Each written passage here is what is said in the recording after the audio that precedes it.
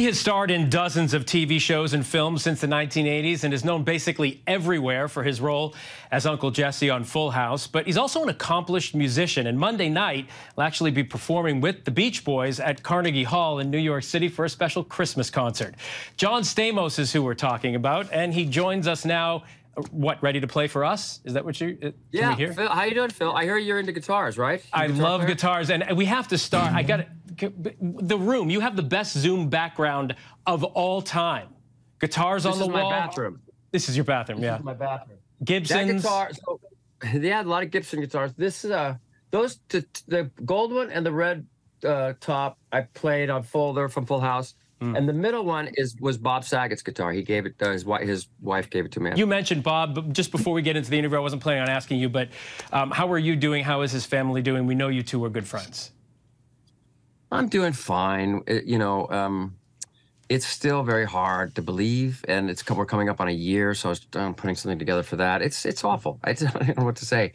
I mean, I come from a place where it's just take the hit and not try to avoid it, but I feel like I've been taking it for a while now, and there's very little relief other than I think about him all the time, and I think about, right now he's probably tell people how handsome I was and talk about me more through the whole interview.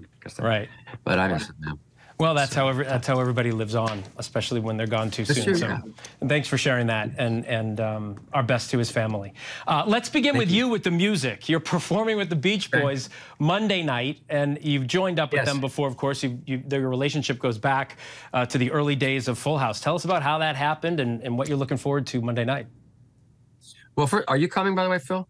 If you're inviting me and you'll put me on a list. I feel like I'm overselling it, but it's heart music, and we need it in this world right now. So, please come, and if you're out there and you want to come, there's still tickets. Please come see the show. It's a beautiful, beautiful show. And I met them. Well, I stalked them when I love the Beach Boys were my all-time favorite. They still are. And a friend of mine I knew who was playing guitar with the band, and I went to see them. And I was on General Hospital at the time, and it was at a baseball stadium, and all these girls chased me into the backstage and. Mike Love said, "Who's that?" And my friend Jeff said, "That's John Stamos. And he's on a soap opera." And Mike said, "The girls scream and chase after him all the time." And Jeff said, "Yeah." He goes, "Get him on stage." I went up and played Barbara Ann, and I've been playing with him ever since. Yeah, well, you are a rock star everywhere you go, it seems. I think one of those girls chasing you is our producer, Emily. I'm just saying. Oh, hi, Emily. I know that there's a little bit of a tribute to Bob in this series you're starring in, Big Shot, on Disney+. Yes, right. You play a coach, a basketball team, a private girls' school. There are some changes in the second season, a little bit more in depth with some things that I know you've championed. I'm not a sports guy at all like you, Phil. I don't know.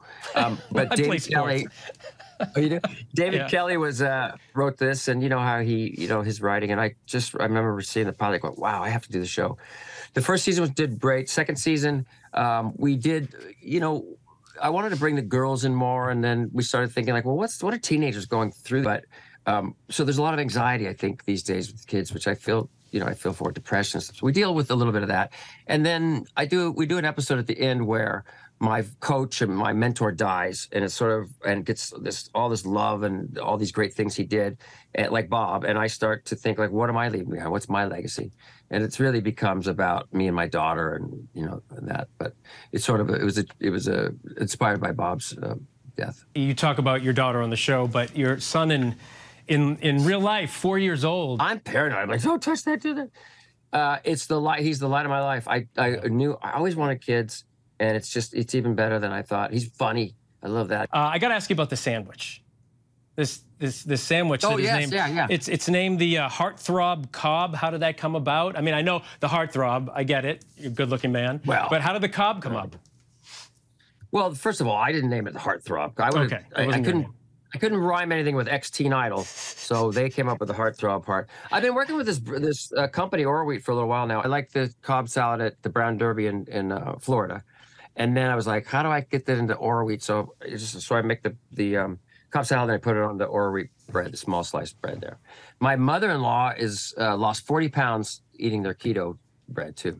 Hey, John, thanks so much. What a pleasure to talk to you. We appreciate you taking the time. Best of luck with everything, especially the family.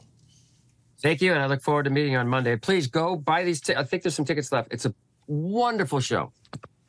Look forward to it. Yeah, thanks, Bill.